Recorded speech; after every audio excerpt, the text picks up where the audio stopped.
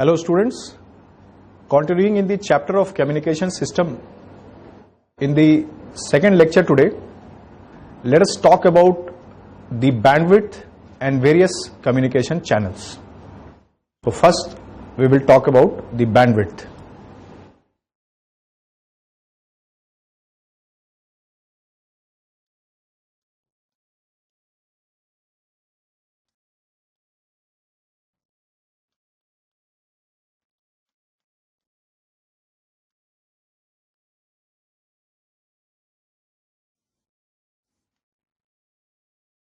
Bandwidth can be that of signals or bandwidth can be of the communication channels. First, let us talk about the bandwidth of the signals.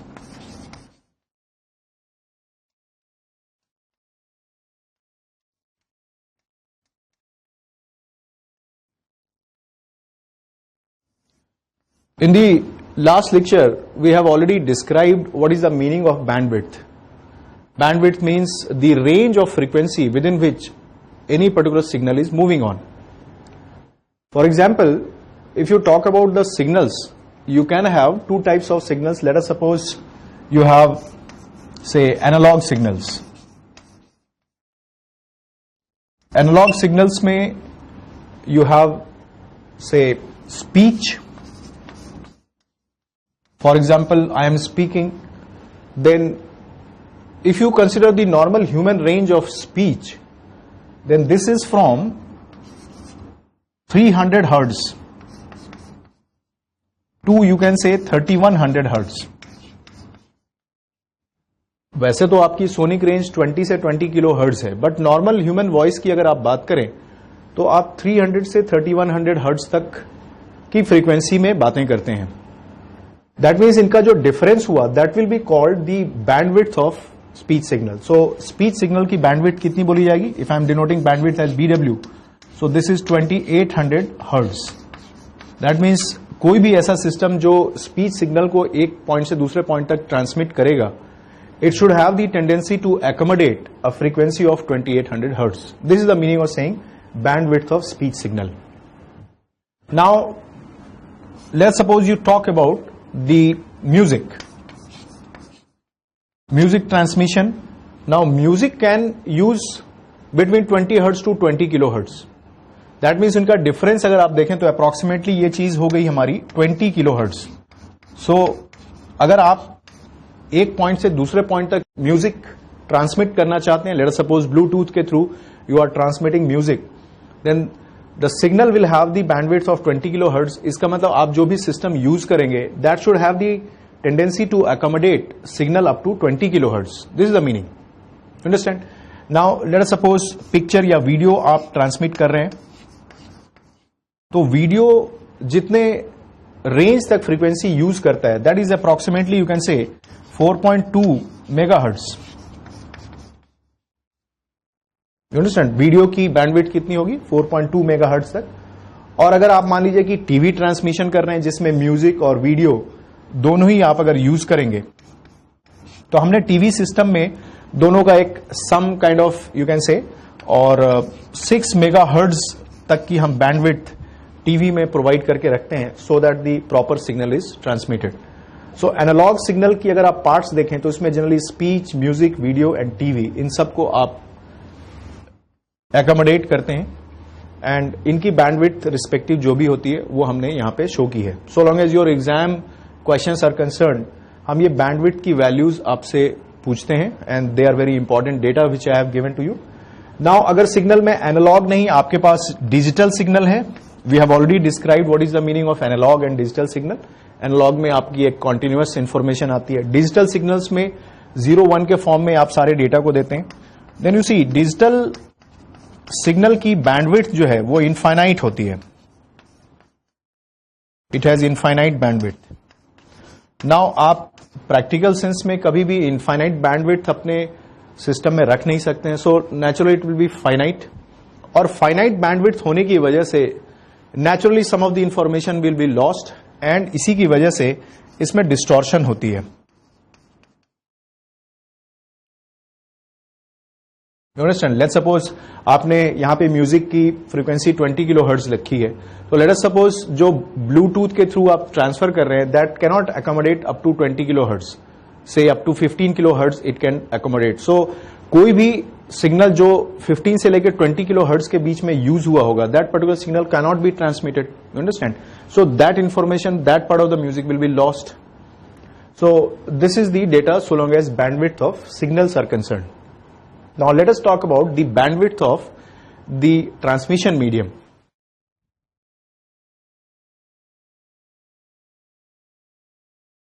Let us talk about the bandwidth of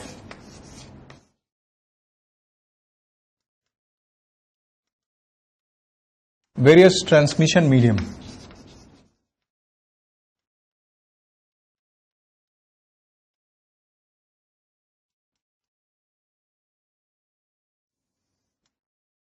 So long as the transmission medium are concerned, either you have a cable, जैसे आप line communication कर रहे हैं तो उसमें coaxial cables वगैरह हम use करते हैं, टेलीफोनिक केबल्स हैं, तो इनकी बैंडविड्थ अगर देखी जाए तो अप्रॉक्सीमेटली अप टू 750 मेगाहर्ट्ज इतने दूर तक की इनकी बैंडविड्थ होती है.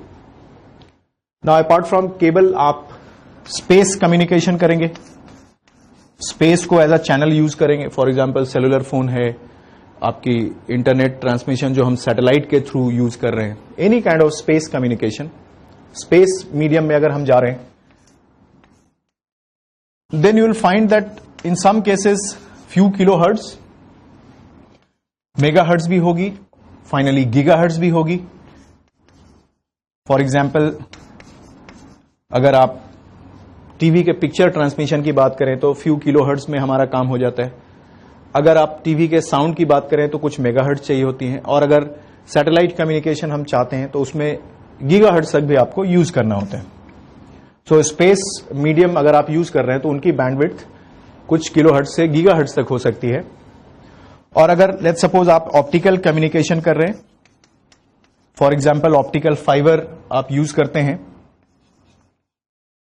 जैसे आपका डेटा केबल है फ्रॉम कंप्यूटर टू सेलफोन और cellphone to computer, maybe you are using optical mouse, तो ये सारे ऑप्टिकल मीडियम्स हैं. वो जो वायर कनेक्शन आप देखते हैं that is essentially an optical fibre through which light is getting communicated. तो यहां पे लाइट की फ्रीक्वेंसी अगर आप देखें तो ये 10 टू द पावर 15 हर्ट्ज तक है. दैट मीन्स 1 टेरा हर्ट्ज से लेकर 1000 टेरा हर्ट्ज तक, understand, from 1 terahertz to 1000 terahertz की बैंडविड्थ एकोमोडेट करने की इसकी कैपेसिटी होनी चाहिए. Then only the optical transmission और light transmission will be taking place. Understand?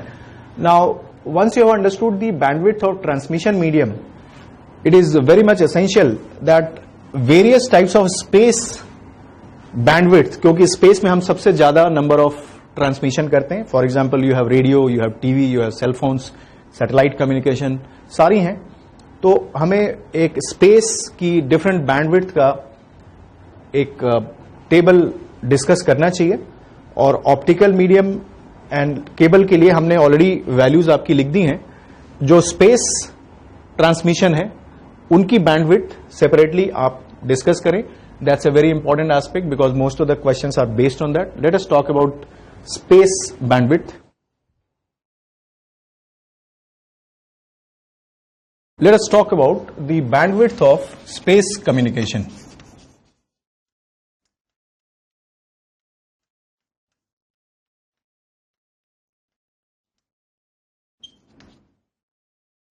Bandwidth of space communication में one by one let us go by the way things have been developed. सबसे पहले अगर आप एम्पलीट्यूड मॉड्यूलेटेड वेव देखें, और you can से since 1895 जो जिस तरह की कम्युनिकेशन हमारी बिगिन हुई है, सो एम्पलीट्यूड मॉड्यूलेटेड में सबसे पहले हमारे पास मीडियम वेव होती थी विच वर कॉल्ड MW, और इसकी फ्रीक्वेंसी रेंज अगर आप देखें तो ये approximately 500 kilo hertz, from 500 kilo hertz to approximately you can say 1600 kilo hertz की इनकी बैंडविड्थ होती थी. That means all the radio stations which were available on medium wave, you can say before the year 1990, this was very much in prominence, but after the incoming of FM, after 1990, the prominence of AM band that slightly went down so long as radio communication is concerned. But if you still have the TV transmission that is in AM band, तो सबसे लो range की हमारी जो transmission channel थी space communication के लिए, which you use to call medium wave MW, और right now we will be calling it ground waves, उनकी फ्रीक्वेंसी रेंज 1600 किलो हर्ट्ज तक होती है. इससे ज्यादा फ्रीक्वेंसी की दूसरी हमारी बैंड होती थी which you use to call shortwave band, and shortwave को हम आज स्काई वेव्स के नाम से भी जानते हैं. सो this will be somewhere around 10 times more than that. Always remember, जब जैसे जैसे आपकी चैनल्स या बैंड्स नेक्स्ट आती जाती हैं, the final frequency is almost 10 times that. So if you talk about 10 times that, then it will be up to 10 megahertz. आप ये देखिए मीडियम वेव की मैक्सिमम रेंज क्या है, 1.6 मेगाहर्ट्ज. उससे 10 टाइम्स ऑलमोस्ट आपने किया, तो शॉर्ट वेव 10 मेगाहर्ट्ज तक हो सकती है. सो एएम बैंड की frequency you can say up to 10 megahertz तक आती है. Now next to that, now it is, let's suppose you have FM channel. The common FM channel frequency now it is you are having, that is 88 megahertz to 108 megahertz. You have already been using this frequency range, or whatever FM stations you have, you must have noticed it is in between these two frequency, isn't it? तो FM की bandwidth हमारी 88 megahertz से 108 megahertz तक हो जाएगी. Now if you talk about TV channels, then in TV channels you have two types of waves. One is called very high frequency, जिसको आप VHF भी कहते हैं. Another one is ultra high frequency, जिसको आप UHF भी कहते हैं. This VHF is less than 88 megahertz. जो ये FM की रेंज है, उससे 88 से भी लोअर रेंज में आपकी very high frequency channels work करती हैं, around 80 megahertz. You understand? TV में जैसे मैंने ऑलरेडी कहा आपको कि the sound is on FM band and the picture is on AM band, तो 88 मेगाहर्ट्ज से लोअर फ्रीक्वेंसी रेंज हम यूज करते हैं. But ultra high frequency which you are having the channels, that is more than 108. So this will be using that frequency range, so that the mixing of these frequency bands should not be there. Now, what is the reason that you are having different frequency bands for different channels? Because you see, in a free space like this, all these waves are present. So let's suppose I am trying to play my FM radio, the TV channel should not be mixed with that, or maybe AM or any other radio stations should not be mixed with that. So just to avoid the mixing of channels, you do have this kind of bandwidth limitation. Interference नहीं होगी उसमें. If you talk about cell phones, you see, it's a two-way system. आप cell phone पे कुछ भी बातें करते हैं तो first it goes to the local tower, और लोकल टावर से आप वेव्स रिसीव भी करते हैं. सो अगर from phone to the tower की बातें करें तो that is around 900 megahertz. You understand? ये फोन टू लोकल एंटीना या लोकल टावर तक हमारी वेव्स अप्रोक्सीमेटली ज्यादा है, 900 megahertz and around 850 megahertz. This is not the exact value, but remember that these are the range. Understand? Exact value नहीं है, ये range है 900 के आसपास, 850 के आसपास. This is the way we are trying to describe the bandwidth. तो cellular phone में टावर टू फोन हम जनरली लोअर रखते हैं, so that detection will be easier. कल को हमारे ट्रांसमिशन चैनल में कुछ प्रॉब्लम्स आती हैं, then you should know which side is the problem, whether from the phone to the tower और from the tower to the phone. To differentiate between these two waves हमने उनकी frequencies अलग कर रखी होती हैं. अंडरस्टैंड? सो सेलुलर फोन की phone to tower and tower to phone, इस तरह की हमने डिफरेंस फ्रीक्वेंसी रखी हुई है. नाउ सैटेलाइट कम्युनिकेशन में, because satellites are also using free waves, जो फ्री स्पेस में हमारी वेव्स चल रही है. सैटेलाइट कम्युनिकेशन में अगर आप अपलिंक की बात करें that means from the ground to the satellite, because satellites are being used as repeaters. तो आपकी जो भी सिग्नल वहां जाती हैं उनको फिर वो एम्पलीफाई करके वापस दूसरे सैटेलाइट्स को या आप तक भेजते हैं. तो आपने जो ग्राउंड से ऊपर तक भेजा होता है, this is approximately 6 gigahertz. Understand? Uplink frequency 6 gigahertz के आसपास होती है.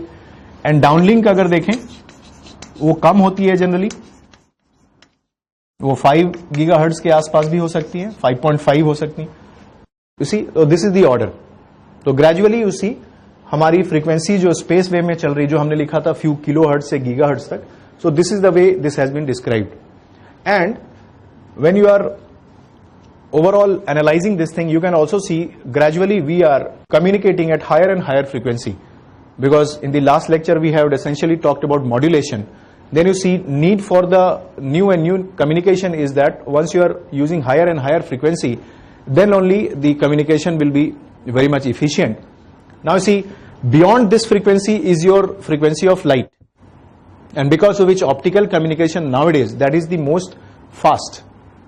But beyond that, it will be ultraviolet. Maybe the communication will be faster, but there will be harmful effects of ultraviolet. So right now we are restricting ourselves up to optical communication. In case more and more fast communication will be required, maybe we will be using parallel channels, as you have in your computer system, the dual core processors. What is this? This is parallel processing of the things. So that is the only way you can become fast and faster, and not by really increasing the frequency beyond the optical level because of the harmful effects. Now once you have understood the various bandwidths, now let us talk about the various communication channels.